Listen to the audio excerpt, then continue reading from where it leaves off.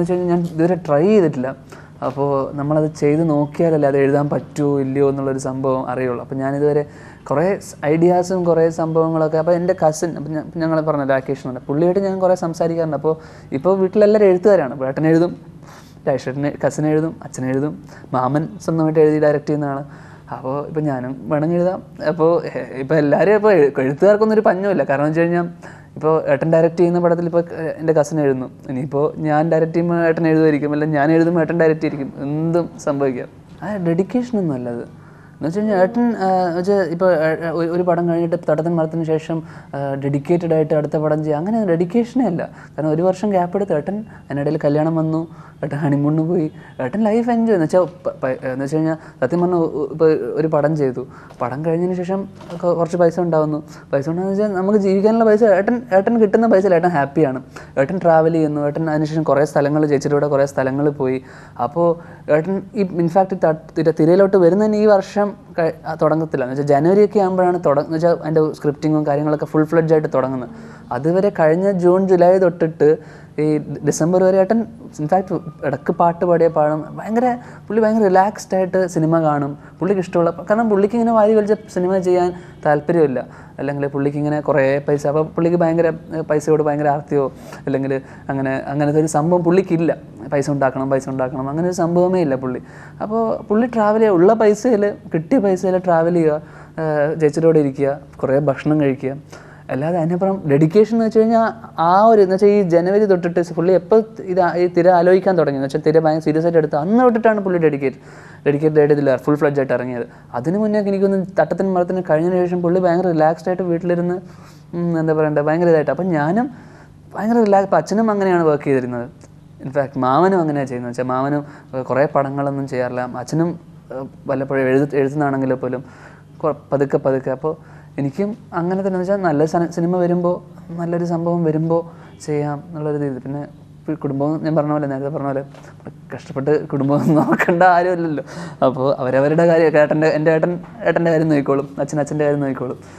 അപ്പോൾ എൻ്റെ കാര്യം ഞാൻ മാത്രം നോക്കിയാൽ അപ്പോൾ നല്ല പടം ചെയ്യുക എന്നുള്ളത് മാത്രമേ ഉള്ളൂ. അപ്പോൾ വാരി വലിച്ച് പടം ചെയ്യാനുള്ളൊരു താല്പര്യമില്ല. അത് ഇപ്പോൾ തിര എന്തുവാകും എന്ന് വെച്ച് കഴിഞ്ഞാൽ നമ്മൾ ഇപ്പോൾ പലരും എൻ്റെ അടുത്ത് ചോദിക്കുന്നത് തിര എന്നുള്ള വേവ്സ് അല്ലെങ്കിൽ ടൈഡ്സ് അതാണോ തിര എന്ന് ചോദിക്കുന്നുണ്ട്. അപ്പോൾ അങ്ങനെ അതിനിപ്പോൾ നമ്മളിപ്പോൾ ഡിഫൈൻ ചെയ്യുകയാണെങ്കിൽ ഇപ്പോൾ തിര ഫ്ലോ എന്ന് വെച്ചാൽ ഒഴുക്ക്, അല്ലെങ്കിൽ ആ ഒരു ഒഴുക്കിനെ നമുക്ക് സിംബോളൈസ് ചെയ്യുകയാണ് നമ്മളെ ഒഴുക്ക്. അല്ലെങ്കിൽ തിരച്ചിലിന് തിര എന്ന് പറഞ്ഞാൽ സെർച്ച് ആവാം, പല രീതിയിലും. അത് ആൾക്കാർക്ക് എങ്ങനെ ആ പടം കഴിഞ്ഞിട്ട് തോന്നുന്നോ അത് നമ്മൾ ഓരോ ആൾക്കാർക്ക് ഇപ്പം അവർ സത്യം പറഞ്ഞാൽ തിര ടൈറ്റിൽ ഇടുന്നത് സത്യം പറഞ്ഞാൽ ഏട്ടൻ താമസിക്കുന്ന ഈ ബീച്ചിൻ്റെ തൊട്ട് ഓപ്പോസിറ്റുള്ളൊരു സ്ഥലത്താണ്. അപ്പോൾ ഇങ്ങനെ ടൈറ്റിലിടണം ഇങ്ങനെ ആലോചിച്ച് നോക്കുമ്പോൾ കുറേ ഭയങ്കര തിരയാണല്ലോ എന്നുള്ള അങ്ങനെയൊക്കെയാണ് ടൈറ്റിൽ വരുന്നത്. അപ്പോൾ തിര എന്ന് പറയുന്നത് സത്യം പറഞ്ഞാൽ ഈ പടമായിട്ട് ബന്ധമുണ്ടെന്ന് വെച്ച് കഴിഞ്ഞാൽ തിര ഒരു ഫ്ലോ, ആ ഒരു ഒഴുക്ക്, അല്ലെങ്കിൽ ആ ഒരു സ്പീഡ്, അല്ലെങ്കിൽ ആ ഒരു എന്തും ആവാം, മനസ്സിലായില്ലേ? അപ്പോൾ അത് കാണുന്നവർക്ക് എന്താണ് ടൈറ്റിൽ ഞങ്ങൾ ഭയങ്കരമായിട്ടൊന്നും എന്ന് വെച്ചാൽ മീൻ ചെയ്യാനൊന്നും ഉദ്ദേശിച്ചിട്ടില്ല. ഒരു സിമ്പിളായിട്ടുള്ളൊരു സാധനം. നമ്മൾ കുറേ റിയൽ ക്യാരക്ടേഴ്സിനെ ബേസ് ചെയ്തിട്ട് കുറേ എന്ന് വെച്ച് കഴിഞ്ഞാൽ കുറേ റിയൽ ഇൻസിഡൻസ്, കാരണം കുറേ റിസർച്ച് ചെയ്തിട്ടും കുറേ സംഭവങ്ങൾ ചെയ്തിട്ടാണ് ഇതിന് സ്ക്രിപ്റ്റ് വർക്ക് ചെയ്തിരുന്നത്. അപ്പോൾ കുറേ based on true real life ആൾക്കാരുണ്ട് സീരീസിൽ. എന്ന് വെച്ച് കഴിഞ്ഞാൽ അങ്ങനത്തെ ഒരു ലേഡിയുണ്ട്, നമ്മൾ ശോഭന മാമിൻ്റെ ഇത് പറയുന്ന പോലെ ഒരു ലേഡിയുണ്ട്. അപ്പോൾ ട്രൂ ഇൻസിഡൻസ് വെച്ചിട്ട് തന്നെയാണ് എന്ന് വെച്ച് കഴിഞ്ഞാൽ ട്രൂ ആയിട്ടുള്ള പല ഇൻസിഡൻസ്, അതിനകത്ത് പറഞ്ഞിരിക്കുന്ന പല കാര്യങ്ങളും റിയൽ ലൈഫ് ഇൻസിഡൻസ് എല്ലാം നടന്ന കാര്യങ്ങൾ ബേസ് ചെയ്തിട്ട് തന്നെയാണ്. ഇപ്പം നമ്മൾ മെസ്സേജ് കൊടുക്കാൻ വേണ്ടിയിട്ട് ഞങ്ങളൊരു സിനിമ ചെയ്തിട്ടില്ല. ഇപ്പം മെസ്സേജ് ഇപ്പോൾ ആൾക്കാർക്ക് എന്ത് കാണുന്നത് അവർ എടുക്കുന്നതാണ് ഒരു മെസ്സേജ് എന്ന് വെച്ചാൽ അവർക്ക് എന്ത് കൺവേ ആവുന്നതോ അതാണ് മെസ്സേജ്. അപ്പോൾ നമ്മൾ മെസ്സേജ് കൊടുക്കാൻ വേണ്ടി ഇതാ ഒരു മെസ്സേജ് ഞങ്ങൾ തരുന്നുണ്ട്, അങ്ങനെ ഒരു മെസ്സേജൊന്നും ഞങ്ങൾ കൊടുത്തിട്ടില്ല. ഇനിയിപ്പോൾ കണ്ടു കഴിഞ്ഞാൽ അവർക്കെന്തെങ്കിലും തോന്നുവാണെങ്കിൽ അവരത് മെസ്സേജ് ആയിട്ട് എടുക്കും. ഡെഫിനറ്റ്ലി ഒരു സോഷ്യൽ ഇഷ്യൂ തന്നെയാണ് നമ്മുടെ ഈ സമൂഹത്തിൽ നടക്കുന്ന ഒരു സാധനം, അല്ലെങ്കിൽ കുറച്ചൊരു ഇമോഷണൽ ആയിട്ടുള്ള സാധനമാണ് നമ്മൾ ഡിസ്കസ് ചെയ്യുന്നത്. അപ്പോൾ അങ്ങനെ ഒരു സാധനം നമ്മളൊരു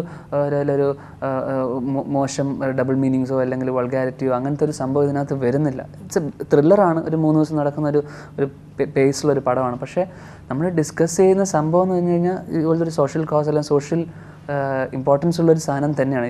ഈ കാലഘട്ടത്തിൽ നടക്കുന്ന ഒരു സോഷ്യൽ ഇമ്പോർട്ടൻസ് ഉള്ളൊരു സംഭവം തന്നെയാണ്. അതുകൊണ്ട് അങ്ങനെ ഒരു സംഭവം ഡെഫിനറ്റ്ലി ഫാമിലിയോടെ കാണാൻ പറ്റുന്നതാണെന്ന് ഞാൻ വിശ്വസിക്കുന്നു. അതിപ്പോൾ അതുപോലത്തെ ഒരു സാധനം ഉണ്ടാവും, നമുക്കത് ഒന്ന് പ്രൊമോട്ട് ചെയ്യാൻ യൂസ് ചെയ്യാം, ഡീപ്രൊമോട്ട് ചെയ്യാം, രണ്ട് രീതിയിൽ നമുക്ക് യൂസ് ചെയ്യാം. ഒരു രീതിയിൽ അത് നല്ലതാണ്, ഒരു രീതിയിൽ അത് മോശമാണ്. കാരണം വെച്ചാൽ ചില ആൾക്കാർ ഒരു നല്ല പടം മോശമെന്ന് പറഞ്ഞാൽ അങ്ങനെ ആക്കാം, പക്ഷെ ഒരു മോശം പടം നല്ലതാക്കാം. പക്ഷേ ഇതൊക്കെ എന്തൊക്കെ സോഷ്യൽ നെറ്റ്വർക്കിംഗ് നടന്നാലും തിയേറ്ററിൽ പടം എത്തിക്കഴിഞ്ഞാൽ അത് നല്ലതാണെങ്കിൽ ആൾക്കാർ കാണും.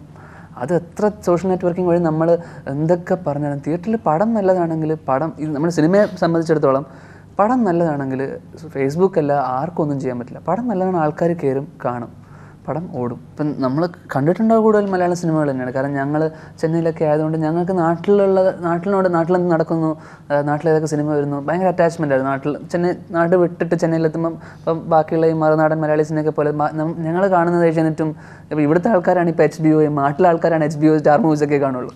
ഞങ്ങൾ കണ്ടിരുന്നത് ഏഷ്യാനെറ്റും സൂര്യ TV ഒക്കെ തന്നെ. അപ്പോൾ കാരണം ഇൻഫാക്ട് ഞാൻ 5ാം ക്ലാസ് വരെ മലയാളം പഠിച്ചിട്ടുള്ളൂ. ഞാനിപ്പോൾ 6ാം ക്ലാസ് വരെ ഞാൻ മലയാളം പഠിച്ചിട്ടുള്ളൂ. അതിനുശേഷം ഞാൻ മലയാളം വായിച്ചിട്ടോ അല്ലെങ്കിൽ പഠിച്ചിട്ടില്ല, പേപ്പർ വായിക്കുന്നൊരു അറിവ് മാത്രമേ ഉള്ളൂ. അപ്പോൾ എന്നെ ഇൻഫ്ലുവൻസ് ചെയ്തത് മലയാള സിനിമ തന്നെയാണ്. കാരണം ഞാൻ കണ്ടത് പണ്ട് മുതലേ കാണുന്ന അച്ഛൻ്റെ സിനിമകളും ആ കാലഘട്ടത്തിൽ 80s സിനിമകളാണ് ഞാൻ കണ്ടു വളർന്നത്. അതാണ് ഫസ്റ്റ് ഇൻഫ്ലുവൻസ് ചെയ്യുന്നത് നമ്മുടെ സിനിമയല്ലേ ഫസ്റ്റ് ഇൻഫ്ലുവൻസ്. പിന്നെ മലയാള സിനിമ, അന്യഭാഷ എന്ന് വെച്ച് കഴിഞ്ഞാൽ ഹോളിവുഡ്, ബോളിവുഡ്. അപ്പോൾ ഇംഗ്ലീഷ് സിനിമ ആയിക്കോട്ടെ, നമ്മളെ വേറൊരു ലെവലിൽ നമ്മൾ തിങ്ക് ചെയ്യും, ആലോചിപ്പിക്കും. പക്ഷേ നമുക്കറിയാം അതുപോലൊന്നും നമുക്ക് അതിനടുത്തൂടെ നമുക്ക് ചെയ്യാൻ പറ്റില്ല. അവർക്ക് കിട്ടുന്ന റിസോഴ്സസും അവർക്കുണ്ടാകുന്നത് നമുക്ക് ചെയ്യാൻ പറ്റില്ല. പിന്നെ നമ്മളതൊക്കെ കണ്ട് ഇൻസ്പയർഡ് ആവുക, നമ്മൾ അതുപോലെയൊക്കെ അതിനടുത്തൂടെ പോകാമെന്നല്ലാതെ നമുക്ക് അവരെ പോലെയൊന്നും നമുക്ക് ചെയ്യാൻ പറ്റില്ല. നമുക്ക് അതിൻ്റെ ഒരു സിറ്റുവേഷൻ ഇല്ല സത്യം പറഞ്ഞാൽ. അപ്പോൾ ഞാൻ വിശ്വസിക്കുന്ന വെച്ചാൽ നമ്മൾ ഇവിടുത്തെ അവസ്ഥ മനസ്സിലാക്കി, ഇവിടുത്തെ ഒരു കാര്യം അത് എന്നെ ഇൻസ്പയർ ചെയ്ത കുറേ സിനിമകളുണ്ട്, കുറേ ആൾക്കാരുണ്ട്, കുറേ ഡയറക്ടർ. അപ്പോൾ എനിക്ക് പേരെടുത്ത് പറയാൻ പറ്റില്ല, കുറേ ആൾക്കാരാണ്. അത് മലയാളത്തിൽ നിന്നുണ്ട്, ഹിന്ദിയിൽ നിന്നുണ്ട്, തെലുങ്കിൽ നിന്നുണ്ട്, തമിഴിൽ നിന്നുണ്ട്, ഇംഗ്ലീഷിൽ നിന്നുണ്ട്. അപ്പോൾ എല്ലാ സിനിമകളും കണ്ടിരുന്നു. കൂടുതൽ കണ്ടത് മലയാള സിനിമ തന്നെയാണ്. ഡെഫിനറ്റ് ഒരിക്കലും ഉണ്ടാവില്ല. കാരണം എന്ന് വെച്ച് കഴിഞ്ഞാൽ ഇപ്പോൾ ഏട്ടൻ പാട്ടിൽ എന്തായാലും കോമ്പറ്റീഷൻ ഇല്ല, അത് ഉറപ്പാണ്. പിന്നെ ഉള്ളത് ഡയറക്ഷനിൽ എനിക്ക് തോന്നുന്നു കോമ്പറ്റീഷൻ എന്ന് വെച്ച് കഴിഞ്ഞാൽ ഏട്ടൻ വല്ലപ്പോഴും സിനിമ എന്ന് വെച്ചാൽ ഏട്ടൻ വളരെ പ്ലാൻഡായിട്ടും എന്താ വെച്ച് കഴിഞ്ഞാൽ വല്ലപ്പോഴും സിനിമ ചെയ്യുന്ന ഒരാളാണ്. അപ്പോൾ എനിക്ക് തോന്നുന്നില്ല ഡയറക്ടേഴ്സിനിടയിൽ കോമ്പറ്റീഷൻ ഉണ്ടോ എന്ന് എനിക്കറിയില്ല, എനിക്ക് തോന്നുന്നില്ല. ആക്ടേഴ്സിനിടയിൽ കോമ്പറ്റീഷൻ ഉണ്ടാവും എന്ന് വെച്ചാൽ ഒരാൾ വലിയ. അപ്പോൾ കാരണം പിന്നെ ഏട്ടൻ അഭിനയിക്കാറില്ല. പിന്നെ എനിക്ക് അഭിനയം ത്രൂ ഔട്ട് അഭിനയിച്ച് ഇനിയിപ്പോൾ ഉള്ള മൊത്തം അഭിനയിക്കണമെന്ന് താല്പര്യം. എനിക്ക് ഡയറക്ഷനിലോട്ട് കടക്കാനാണ് എൻ്റെ കൂടുതൽ ഇൻട്രസ്റ്റ്. അപ്പോൾ ആക്ടിങ്ങും ചെയ്യണം.